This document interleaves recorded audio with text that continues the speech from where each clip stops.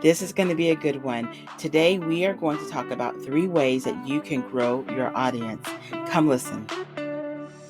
Welcome to the Behind Her Brand podcast with your host, DeShields-Spencer.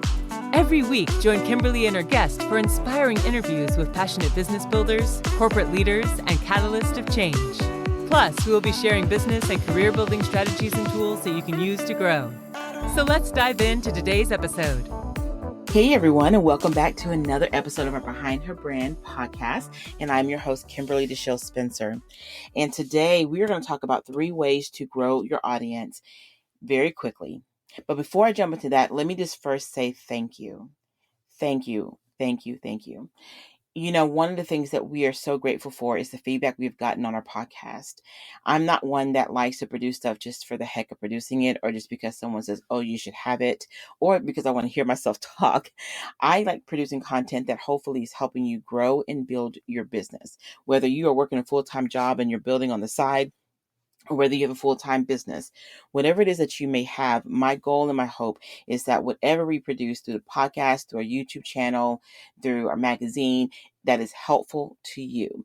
So the feedback has been great. Thank you. Please keep it coming because our team wants to know if this is helpful for you. Okay. So we are going to talk about 3 ways to grow your audience. And so let me say this.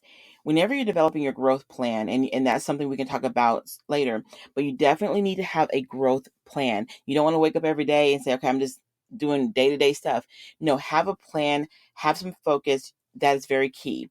In your growth plan, you should have 2 areas, one for long-term, one for short-term. There's different activities you're going to do, okay? When it comes to marketing is always going to fall on both sides of it. There's some marketing that we're going to talk about today that can get you quicker results. And then there's some marketing that's more long-term strategy. So today I want to focus on things that can get you a little bit quicker in growth, okay? And I'm going to tell you why I want to talk about this because I find that sometimes when people are doing Facebook ads, they're trying to leverage SEO, or they're posting 5 times a day, they're not getting the traction that they're hoping for. And I'm going to save this part for another podcast in more detail, but I'll share this. There's so many times that you can post information. If you're posting the same information, you're not changing the context, you're not changing the visuals, you're just posting the same thing all the time, same way, each day, etc.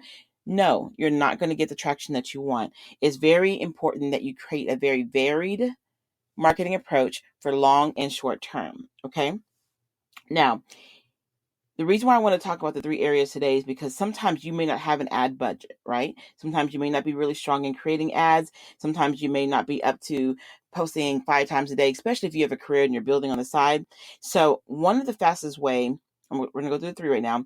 One of the fastest ways to really building your audience is always going to be using other people's platform. Okay.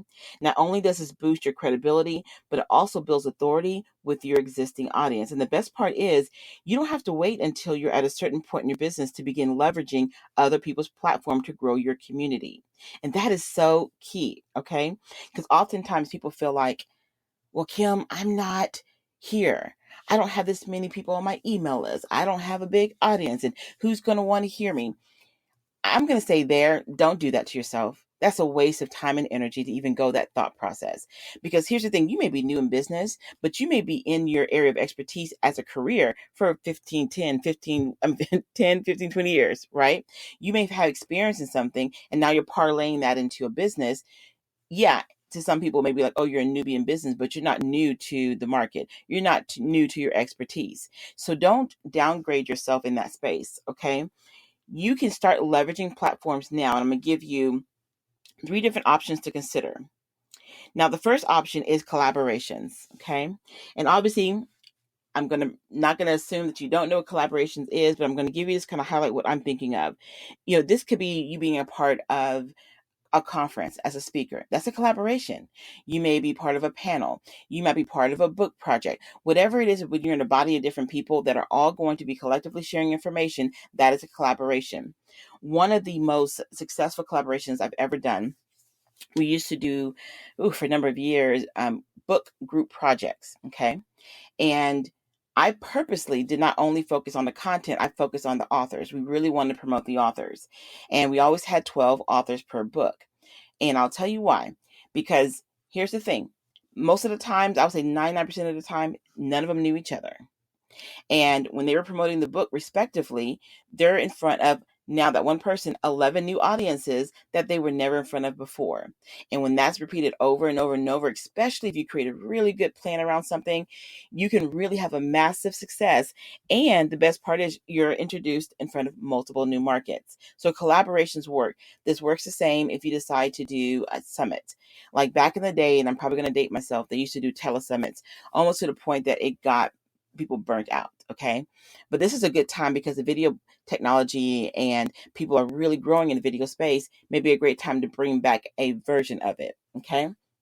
Now, what that is that you can have a number of experts come together and you're sharing advice, expertise. You focus on topics. It could be themed. It could be whatever you want it to be, but it's still a collaboration and you're in front of multiple markets. This is a great way, one, to create more visuals to your brand. It's a great way for you to get your expertise out there. People can hear your thoughts. They can hear how you process information. They can hear your experience. They can hear you differently, right? And it's a great SEO because when you're a part of different things, people are going to have you on their website, their social media. They may have you in written materials, whatever it might be. Your name's going forth in multiple formats, and that is helpful for you. So look at what kind of collaborations can you do right now in your business that can help propel you forward. The second is to be a guest blogger. This is very, very important, especially in your area of expertise. Okay. Now, here's the thing. Guest blogging, I've heard so many people say that it's not as effective as it used to be. And it is. It is. Here's why some people may feel like it's not as effective as it once was. There was a time where you can post a blog, and depending on what platform you want to use it in, your personal or a designated site, traffic would be driven there, right? But now as technology has grown, we just recently, now we're still in actually a little bit of a pandemic, technology has changed completely. So there's so many more people online, so many more people blogging, so many more people doing all types of things. So guest blogging is still very key. But what you need to do is take your guest blog and just don't leave it on the website. Just don't leave it on the page that you guest blogged at. Now put it on your website, put it on your social media, do an audio with it. Find different ways, put it in your newsletter, attach it to your email, create a downloadable PDF. Find multiple ways to use what you are doing in the guest blogging so you can increase your SEO. Okay. And this is a great way for people who love to read information, love to consume information in that format, to learn about you. And if you hyperlink it, which you should, direct back to your website. Okay. Another one is being a guest on a podcast. Now, this is always fun. And as you guys know, podcasts are rising. They are becoming one of the biggest platforms for people to consume information. People use it. They listen to them when they're driving, working out, etc. So think about your area of expertise. Think about all the different companies that you can be attached to that, hey, you know what? If I'm attached to this person, I want to be in front of their wedding. I mean, I don't say wedding. I'm not sure where that came from. They want to be in front of their audience. But since I said wedding, let me give you an example around that. Say you're a photographer and you want to photograph weddings, right?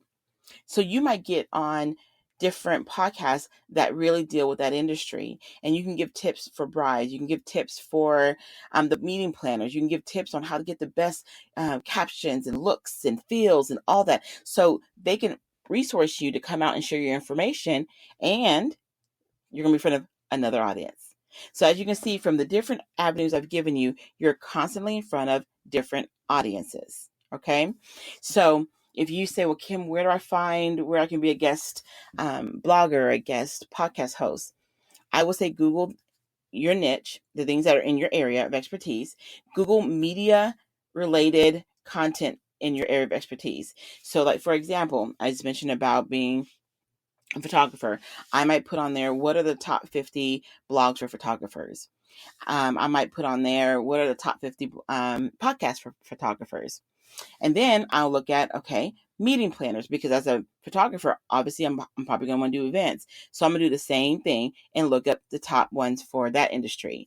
If I want to get into, like I said, the weddings, I might look specifically for florists. I might look at DJs. I might look at different I would always call them sister groups that are connected to what you do, or could be good referral sources for you, and see how you can get your information onto their platforms.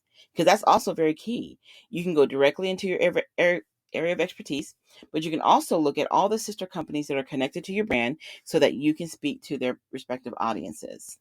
Okay? So just to recap, you have collaborations, and that can look like so many different things. It could be an event. It could be a book project. It can be a video summit. It could be so many different things. Okay. So you can do collaborations. You can do guest blogging, and you can even just Google guest blogging websites in XYZ industry. And I promise you, the way the platform is now, you're going to find something. And then you can reach out to those respective writers or fill out their forms in terms of how they want you to submit information, and so that they can consider you to guest blog. And then the last is the podcast. Okay. That's another great way to get your information and your expertise out there. And all these three different platforms, I am sorry, guys, I am so tongue-tied today. I don't know what's going on. But in all these three platforms, the good thing is that they all have very strong potential SEO benefit. You want to be searchable. You want your name to pop up. You want to be able to be found online, okay? Because all these different things are going to build your credibility. That's very key. All right. So I hope this was helpful to you guys. Again, these are 3 ways that you can infuse in your business. You don't have to have a big ad budget. You don't have to do anything crazy. You can be going from the career world into the business world, vice versa, whatever that might be. If you want to get your expertise out there, these are 3 ways that can help fast track that. Okay. So thank you guys again for listening to another podcast with our Behind Her Brand series. My name is Kimberly DeShields-Spencer, and I want to invite you to visit our website at www.behindherbrand.net.